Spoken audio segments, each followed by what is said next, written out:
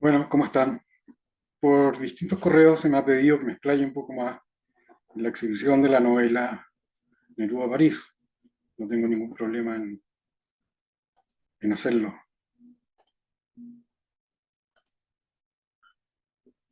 Eh, ya dijimos en buenas cuentas que Neruda en un sentido no me interesaba para escribir sobre él y que tenía que hallar unos motivos suficientes para hacerlo. Esos argumentos ya los expuse. Ahora, la parte de París, Neruda París, era porque la novela se situaba en 1971, cuando Neruda es designado embajador de Chile en Francia. Y desde ahí se constituía esta especie de mirador del acontecer cultural e intelectual mundial.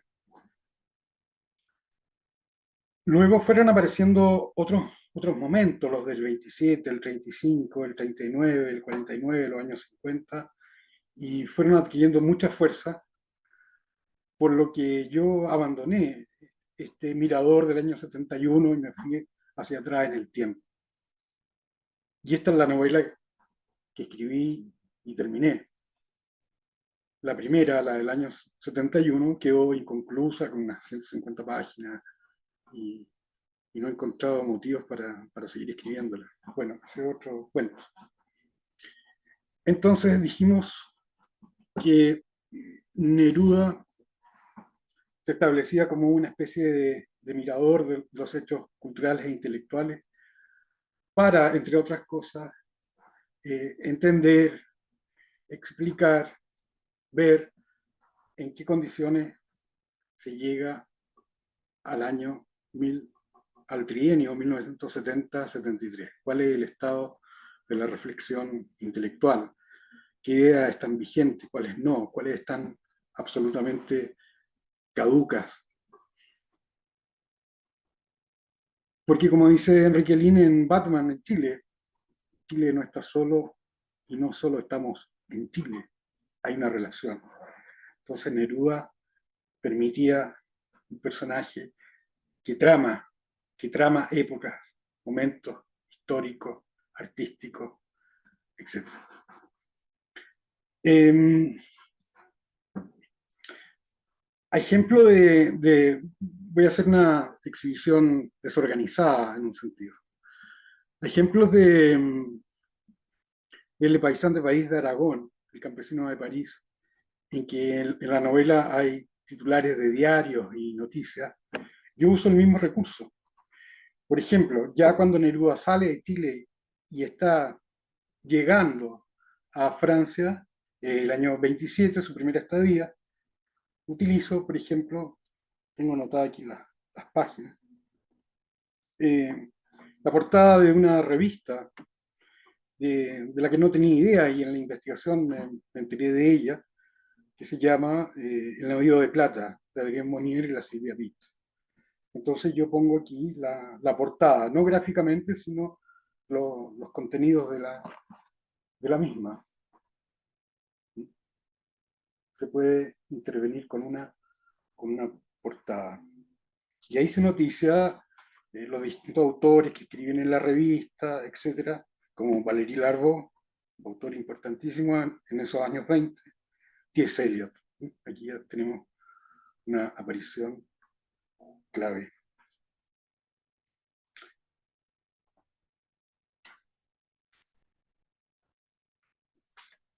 Luego ya tenemos a Neruda llegando a este año 1927. Y vamos a leer un poco del ambiente de ese arribo. Este es el capítulo séptimo de una primera parte, digamos. Neruda en la Galia Comata. El joven Neruda aleteaba en la gallera nocturna de la Rotonde Le Dom de Coupole, atraído hasta por las menudencias de la Galia Comata en Montparnasse. De qué hablaban, cómo se vestían, qué comían. Eran las primeras señas a las que prestaba atención para saber con quién se codeaba en las míticas terrazas. Una chaqueta de lustrina, la tela de un bombacho, un sombrero de paja o unos zapatos Oxford bicolor atraían su mirada porque también le decían en el contraste cómo se veía un chileno en París. ¿Semejaba él uno de la frontera, del cerro Chaimahuida y Chapuzones en el río Cautín? ¿O ese bohemio del bar El Hércules y el cité de Chaurren en la capital chilena que lo hambreaba y agujereaba los zapatos? Estaba en París de París, en la edición Príncipe, en su pequeña mesa, pierna arriba, embriagado con el timbre de las voces serpenteando entre las servilletas de género, las maderas barnizadas, el cuero, las cucharas y tenedores relucientes, pinchando escargot al ajo, o huit resaladas de Mareno Lerón, entre boxeadores de afiche en poses a los Janssens, noctivagos ilustres, mozos entre medio ya ni calculando el peso de sus bandejas, con copas ambarinas de pastis ricard o baldes con botellas de champaña como fuegos artificiales para colorear la noche, gigolos perfumados con ramos de glicinas, Madame Manirrota de espaldas a Madame Tacaña, apologistas de la luz mediterránea del cementerio marino, defensores inconscientes de campos magnéticos, se jugaban la época, caricaturistas, mordaces, del plato de mantequilla, vendedores de lotería, lectores de líneas de la mano, americanos preguntando por el baile de la banana, rosos blancos escapados del filo de la hoz y el golpe del martillo, efebos dulcilíneos del carnaval de la Micarem, y alcanzaba a oír en sillas próximas sollozos de un poema por la muerte de Radillet, el Rimbaud y Cocteau, risitas de la hija del rey del caucho, en su temporada anual del Jorge V, a turistas encantados con el guitarreo de la Pinagil, citas de libros del Juan Voltaire comprados en gangas, los comentarios pasmados de los que han visto y oído indígenas de Terre de Feu exhibidos como fieras amaestradas en el Magic City, etc. Este es el ambiente de la llegada por primera vez a Neruda a París en el Boulevard Montparnasse el año 27. Entonces hay otros momentos. Por ejemplo, aquí en la página 36, y lo que hay que decir es que no es una geografía, desde luego, de Neruda, sino un Neruda confrontado a su tiempo, ¿no? Este año 36 es importantísimo porque es el momento en que Neruda aparece en la gran escena mundial entre escritores de mucha categoría. Aquí tenemos el año 35 como otro momento de estas estadías nerudianas de las que doy cuenta. Palais de la Mutualité Meeting, capítulo 3. Vamos a leer un pequeño fragmento. Poder ver y oír a 250 escritores de 38 países en un solo punto de París por casi una semana es un evento único que revoluciona a la ciudad. Son las sesiones públicas del primer Congreso Internacional de Escritores para la Defensa de la Cultura, del 21 al 25 de junio de 1935, a realizarse en el Palacio de la Mutualidad y la Rue Saint-Victor número 24. Entrada platea, 10 francos. Entrada a galería, 3 francos. Sesiones a las 3 pm y 9 pm. Avisos radiales, anuncios en los diarios, afiches callejeros en el metro, librerías, comunicados políticos y un entusiasta de boca en boca en cafés, restaurantes, organizaciones sindicales, asambleas obreras y universitarias, da a todos por notificados si quieren ver a los dioses. Ahí concurre Neruda, que estaba en ese minuto de cónsul en España y había sido invitado para asistir. Aquí la novela en ese momento da cuenta de sus diferencias con César Vallejo, del rompimiento de Bretón y los surrealistas con el Partido Comunista, Por ejemplo, en la página 88, el capítulo quinto, que se titula La bofetada consciente de Breton. Hechos. André Breton, el pope surrealista, le ha dado un fuerte sopapo al escritor ruso Ilya Ehrenburg. Motivo: Ehrenburg, comunista, ha dicho que los surrealistas son pederastas, fetichistas, exhibicionistas, onanistas, zánganos y homosexuales, como exhibiendo una especie de ficha policial que debía escandalizar, y escandalizar sobre todo a la moral muy católica comunista, lejos de una buena publicidad o cartel rebelde del que por años habían hecho gala. Para Bretón el surrealismo ni por asomo se trataba de esto, ni iba a dejar que caracterizaran a los propios surrealistas por estas prácticas imputadas para desacreditarlos. Sin duda lo más grave e intolerable es la acusación de zánganos. Bueno, ese es otro momento. Bretón tiene prohibido el acceso a, este, a este congreso, a este encuentro de escritores, y hace leer un documento que ha llegado hasta nuestro tiempo, ¿no? Y presenta ahí un documento que lee Paul Eluard. Entonces, dice esta ponencia. 1. No podía no hacerse referencia al contexto de este Congreso, que no era otro que el marco del pacto franco-soviético.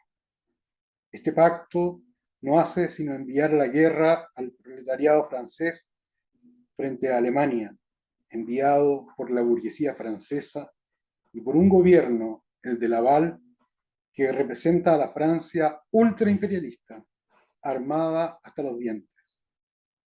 2. Que ha sido Francia quien ha empollado el monstruo hitleriano en el Tratado de Versalles. 3. Que en el ámbito de las modalidades de intercambio cultural espera del Croix d'Orsay una oleada de insensateces y canalladas que Francia tiene a disposición en forma de periódicos, de libros, de films y de comedias, y que ya circulan impunemente en Rusia las obras completas de Maupassant, Scribe, Claudel y Louis Bernil. 4. Que no se trata de defender el patrimonio cultural francés frente al alemán, sino uno universal, ya que es precisamente en la filosofía de lengua alemana donde han descubierto el único antídoto eficaz contra el racionalismo positivista, que ese antídoto ese es el materialismo dialéctico como teoría general del conocimiento. 5. El poeta del futuro sobrepasará la idea deprimente del divorcio insalvable de la acción y el sueño. 6. El racionalismo positivista es el enemigo en el propio país. 7. Se declaran opositores al patrimonio cultural francés y a la exaltación del sentimiento francés. 8. Cuidado con las atribuciones incompletas o repentinas, como en el caso de Rimbaud a la Comuna. No permitirán falsificaciones de izquierda ni de derecha. Jamás renegarán de Marx ni Lenin. 9. Si la letra no devina acción, quedará como letra muerta. Bueno, ese es el fin del comunicado de Breton y los surrealistas en este congreso. Y antes, es un Neruda que está confrontado, no es una geografía, es un Neruda que de pronto tiene que responder por lo que hace, digamos, por lo que escribe, por lo que dice. Eh, lo mismo hay otro momento en la novela en que a ese gran momento nerudiano de los años 50, con el canto general y el premio Stalin de la Paz que él recibe, se le opone en la novela El hombre rebelde de Albert Camus, por ejemplo, ¿no? que pareciera ser una confrontación bastante fuerte a esta visión eh, socialista de Neruda para todo un continente y con un carácter de alcance global incluso, ¿no? Porque está de por medio de la Guerra Fría y él toma un partido bien nítido y claro a favor de la Unión Soviética. Otro momento que podemos mostrar eh,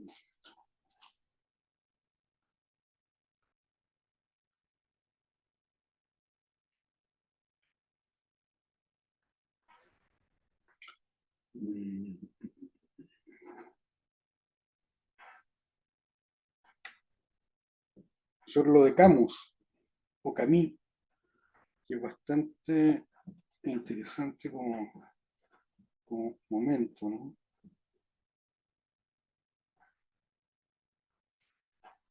Dice aquí la novela.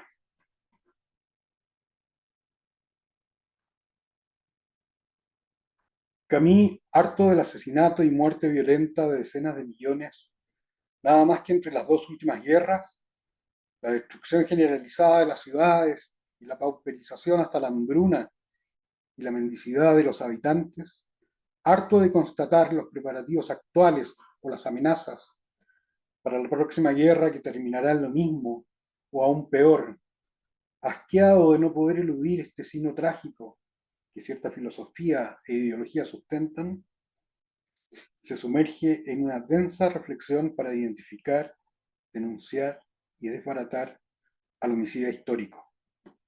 Maldita historia, reflejados en ella, inscritos en su devenir, padecemos unas pautas que nos someten ineludiblemente a su antojo. ¿Qué monstruo devorador mantenemos ahí sin que nadie lo pueda desalojar? ¿Cómo esquivar y aún extinguir la masacre, la violencia y la muerte que parecen, aunque viscosamente congénitas en la historia, hasta naturales? ¿Quiénes podrían y por qué medios liberarse de sus ataduras sanguinarias? ¿Por qué la humanidad no levanta cabeza y se libra de una vez por todas de este holocausto constante?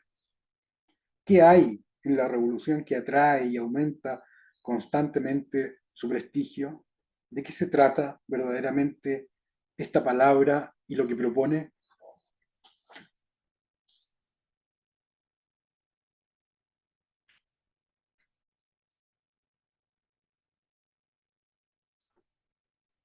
Otro momento de este capítulo sobre el hombre rebelde. Yo lo inserto en la polémica Camus, Breton, Bataille, Chanson, Sartre.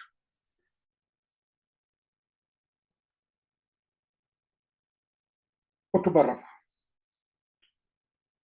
Testigo privilegiado de la historia ha sido el arte, cuando no su protagonista, su voz incluso, o su único vestigio. La posibilidad sería oponer al revolucionario y la revolución actual, paréntesis, hombre nuevo, marxista, leninista, estalinista, materialista, proletario, cierre de paréntesis, el hombre rebelde, el que dice no, el creador. Comillas, la rebelión contra la historia añade que en vez de matar y de morir para producir el ser que no somos, tenemos que vivir y hacer para crear lo que somos. Cierre de comillas. Maniatados por la historia en el producir, nos matamos. En el hacer, poiesis, nos liberamos y vamos hacia lo que somos. El hacer de la rebelión es ahora, se concreta en este instante. El producir de la revolución es para un horizonte o un mañana siempre aplazado, que nunca llega, pero esperado al igual o con la misma fe que la parucía cristiana. El rebelde dice hoy, aquí, donde yo estoy. El revolucionario dice espera, desciende más y más. No tú, sino ellos, los del mañana. Es un momento interesante a observar.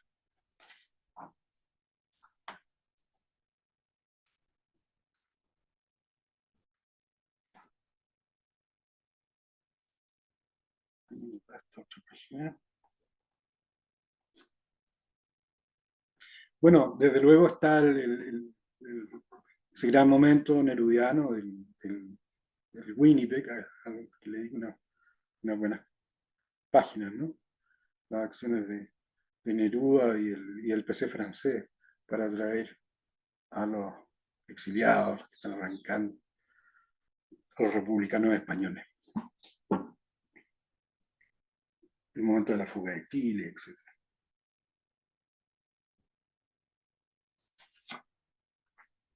Como dije, de pronto el libro deja Neruda de lado y se centra en un hecho cultural, ¿no? Que resonancia tiene en nuestro propio devenir y en la cultura en general.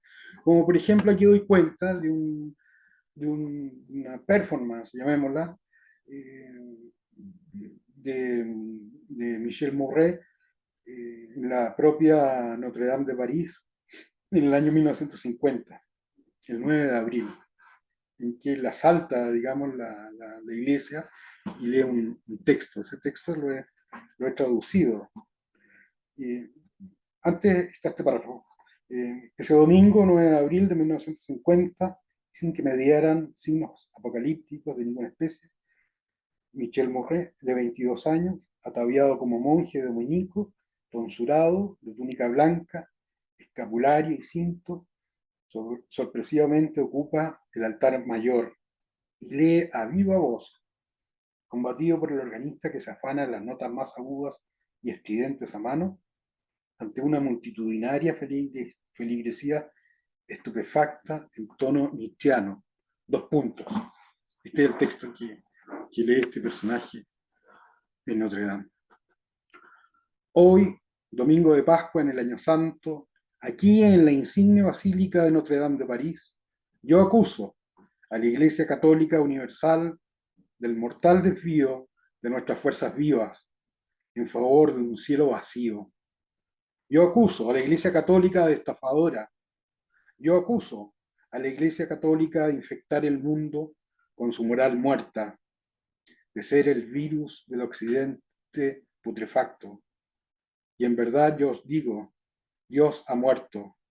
Vomitamos el hedor agonizante de sus oraciones, porque sus oraciones han sido el humo grasiento sobre los campos de batalla de nuestra Europa. Crucemos este desierto trágico y exaltemos esta tierra donde Dios ha muerto, y labrad de nuevo la tierra con vuestras manos desnudas, vuestras manos orgullosas, vuestras manos que no rezan. Hoy, domingo de Pascua en el Año Santo, aquí en la insigne Basílica de Notre Dame de París, proclamamos la muerte de Cristo Dios para que al fin el hombre pueda vivir. Bueno, esto es toda una escandalera de proporciones. El tipo fue detenido, etcétera, etcétera, etcétera. Son hechos, ¿no? Están ocurriendo en el sitio en el que está instalado este Neruda panorama, este Neruda mirador.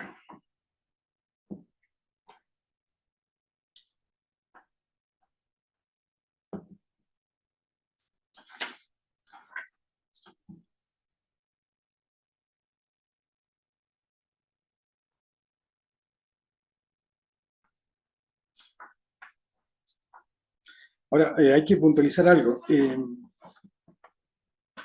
Ya el primer capítulo que leí en la entrega anterior da cuenta de que todo esto también está tramado con lo nuestro, con los chilenos, ¿no? Esa primera página da cuenta de la Avenida Mata, la Avenida Ejército, el Fiao, el Perro Muerto, la calle San Diego, etcétera, ¿no? No es un Neruda afrancesado ni extranjerizado, ¿no? Sino que en el momento oportuno se establecen los nexos, los que resuenan finalmente toda esta biografía, la biografía nerudiana, ¿no?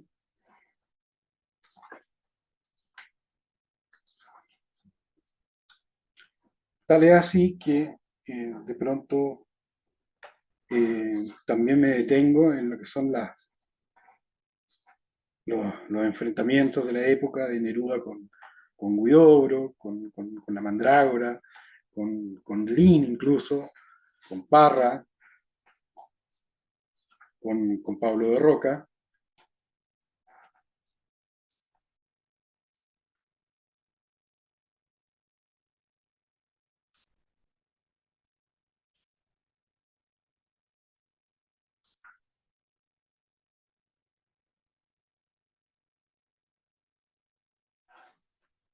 Eh, me interesa esto.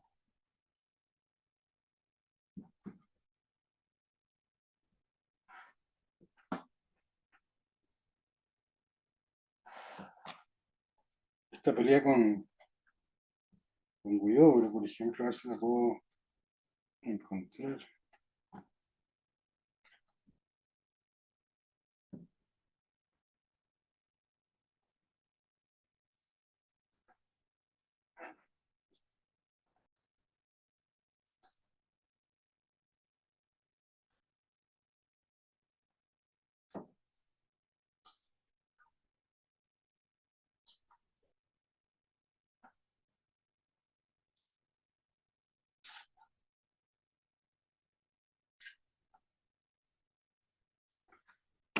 Antes de eso, ya vemos el libro, entrega la narración a, a una revista, puede ser una película, me quedo en una pintura, en el contraste entre un poema y otro, etc. Eh, todo este conjunto de contenidos son los que van definiendo, por ejemplo, a Francia misma, al París mismo. No necesito algo tan observado como París, no voy a caer en la pérdida de tiempo de una descripción que nos haga sentir que estamos en París, eso no tiene sentido. Este conjunto de referencias, de libros, de autores, etcétera, eh, van construyendo una urbanización letrada del contexto. ¿Sí? Porque ya dijimos que no se trataba de un argumento X sostenido en el tiempo, sino que ese argumento X sostenido en el tiempo son las ideas y las reflexiones epocales que van transitando por distintos periodos. Entonces, por ejemplo, la poesía nerudiana se las tiene que ver con poemas y antipoemas, ¿no? Entonces, aquí escribo lo siguiente, en otro capítulo. Mientras Neruda se ocupaba de los grandes temas, las luchas ciclópeas de los pueblos, a verso limpio contra las injusticias en el mundo, Nicanor Parra, con poemas y antipoemas, se cuela en base a la mezcla heterodoxa de Kafka, poquedad despreciable para el consumo de la maquinaria marxista, Charles Chaplin y el Guaso Ladino. La primera operación de Parra es perturbar al locutor. Frente a la voz estable, grave y segura de Neruda, en el papel de profeta, justiciero y vidente, la voz de los antipoemas es precaria, comillas. Yo soy un tipo ridículo, cierre de comillas, coma, comillas.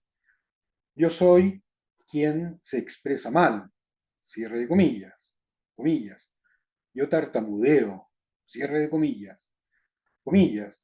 Yo digo una cosa por otra, cierre de comillas.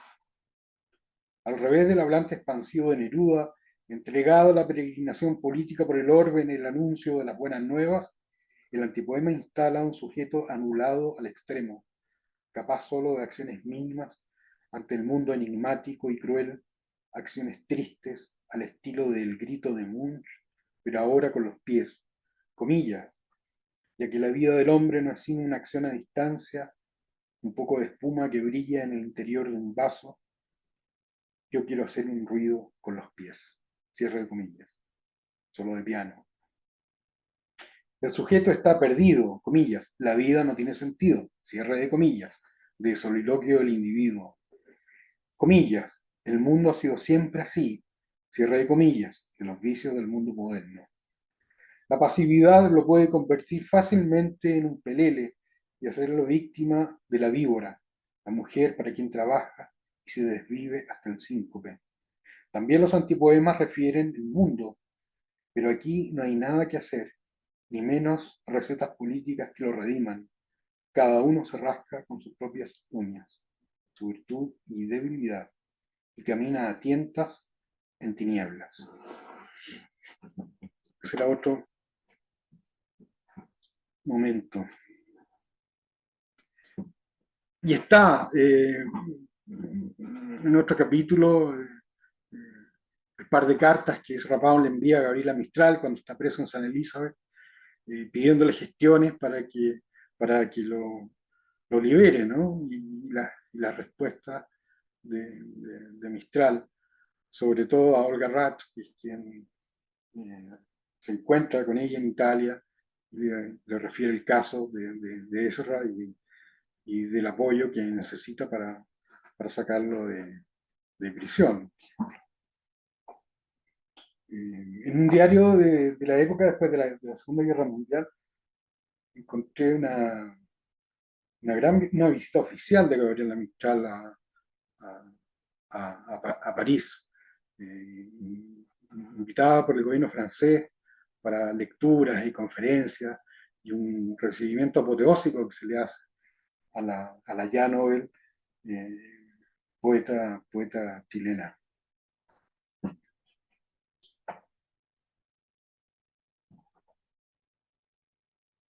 Bueno, yo creo que me he expandido un poco más, ¿no? También en torno a los años 50 está esta figura interesante de este rumano, ¿no? Isidore Isú, con su letrismo, ¿no? Con el que pretenden destruir las palabras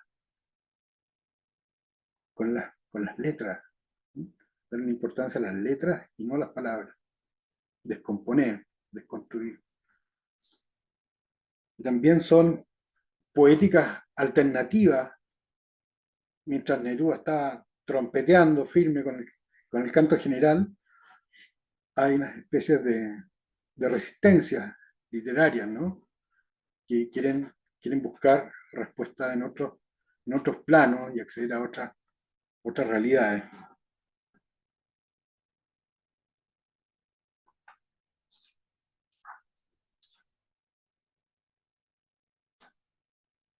También está el juicio a este gran editor francés, que es Pauvert, a propósito de la publicación ilegal de las obras completas del Marqués de Sade, ¿no?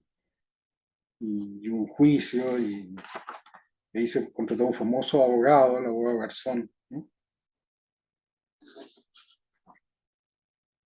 Que lo saca de problemas. Increíble que había una prohibición hasta los años 50 de publicar la obra de Sade, ¿no?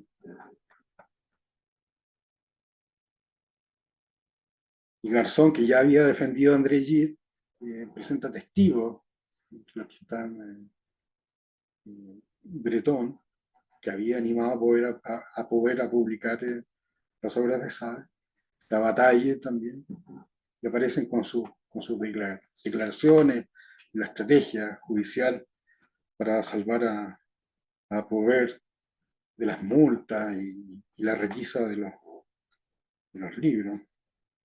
Este personaje era interesante, este abogado Garzón.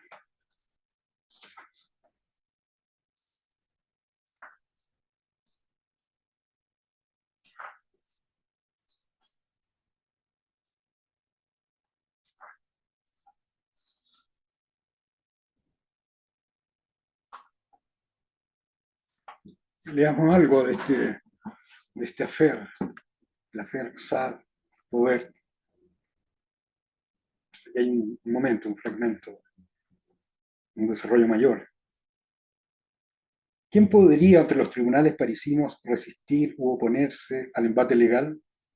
¿Qué abogado podría entrar al pleito con sólidos conocimientos jurídicos y, por qué no, con competencias culturales y literarias que le permitieran defender el caso en todas sus aristas?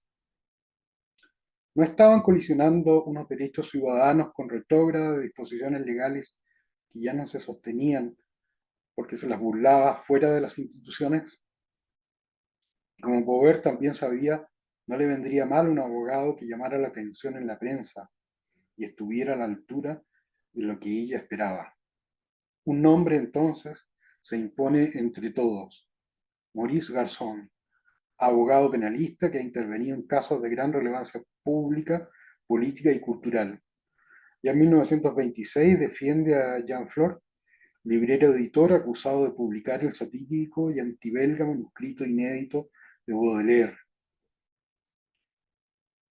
El año 1932 defiende a Simenon y su novela El efecto de la luna, por calumnias. El año 1948 defiende a Jean Genet, acusado por 12ª vez del robo de un ejemplar de lujo de las fiestas galantes de Berlín. En el juicio, Garzón saca a relucir esas frases que nadie olvidaría. Cierre de comillas.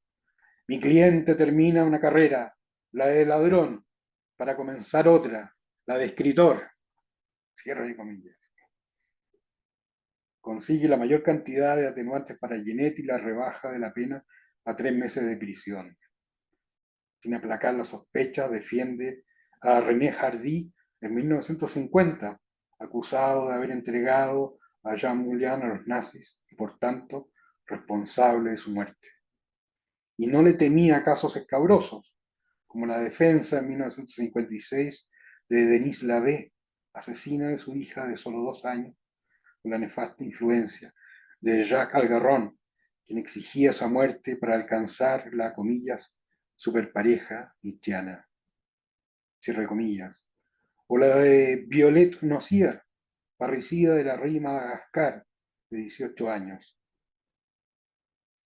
Un año antes alegaría contra la familia Naundorf, falsos descendientes de Luis XVI por vía de Luis XVII. Maurice Garçon es, a su vez, un notable miembro de la Academia Francesa desde 1946. En tanto tal, y como presidente de la Sociedad J. K. Huysmans, estampa un cálido recuerdo del autor de A Contrapelo en el homenaje de la Biblioteca Nacional celebrando el centenario de su nacimiento en 1948. Bueno, esto sigue, etc. Ven, hay detalles, ¿no? de la vida cultural francesa. La investigación, como ya reseñé algo, fue muy ardua. Son, son miles de páginas leídas y en archivos digitales debo tener, no sé, unos 100 gigas en archivos de todo tipo. Eh,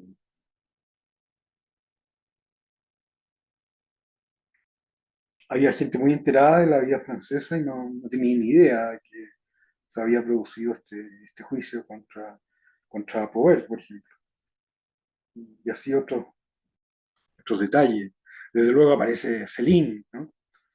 Céline, que ha sido editado por De Noël. Y lo fronterizo es que la primera publicación de Neruda en París es también con este editor, De Noël, que después a la vuelta de la guerra es asesinado en una calle de París y hasta el día de hoy no se sabe quién fue, ¿no?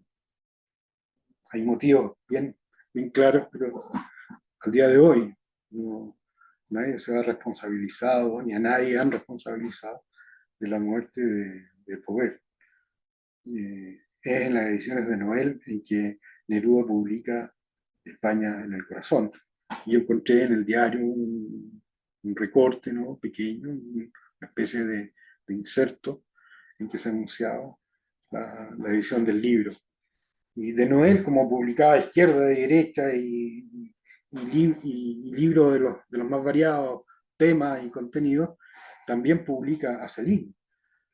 El gran descubrimiento de Céline lo hace de Noël. Y ahí hay toda una historia, cómo llega el manuscrito, etc. Después Céline sale arrancando de Francia porque lo pueden liquidar, se lo encuentran, y se va a Alemania y luego se va más al norte, ¿no? Y aquí también hay dos capítulos dedicados a Céline, personaje muy controvertido en la vida cultural francesa. Eh, que curiosamente en un minuto dado empieza a ser defendido con fuerza, ¿no? Por personas que no tenían nada que ver con la derecha, pero que están un poco hartas de juicios sumarios y detenciones y, y asesinatos. Uno de los mismos letristas de Isidore Isú fue un gran defensor. En el diario, en el diario de Albert Camus también Céline encuentra una defensa, ¿no? Hemos visto en el tiempo que, por ejemplo, Philippe Soler fue un gran lector de Céline. Él decía que el racismo de Céline era un hecho que él había observado que tenía una base biológica, que era un hecho que él había observado en el microscopio. Céline era médico. Bueno, toda esta travesía y otras de las que he podido dar cuenta en una mínima parte están en esta novela Neruda París, que como dije en la entrega uno era una novela así pesada, insoportable, no es para pasarla bien a las orillas de la playa ni nada por el estilo, sino que para personas que se quieran enterar, ¿no? De la vida cultural seria de estas diferentes épocas y procesos, con los que hago desfilar a Neruda, que lo tomo como un mirador que nos permite a nosotros ver en qué estado llegan las ideas que estamos implementando en 1970, entre 1970 y 73, qué vigencia tienen, habían sido cuestionadas o no, existía el Estado socialista en el resto del mundo, etcétera. Y como he dicho y no me canso de repetir, el lenguaje político es el que ahoga finalmente la vida política chilena. El lenguaje cultural, que es un lenguaje de múltiples conexiones, las más ricas conexiones de la realidad, está en un proceso creativo, pero absolutamente desvinculado en términos, digamos, ontológicos de la función del lenguaje político. El lenguaje político no se quiere interesar de la vida cultural, quiere abrevar en esa fuente y produce sus propias respuestas que ya están escritas, pero que están cegadas a la realidad de la historia. Bueno, eso es por ahora, aunque vamos a seguir con este tema y otros en otras entregas. Eso, bien.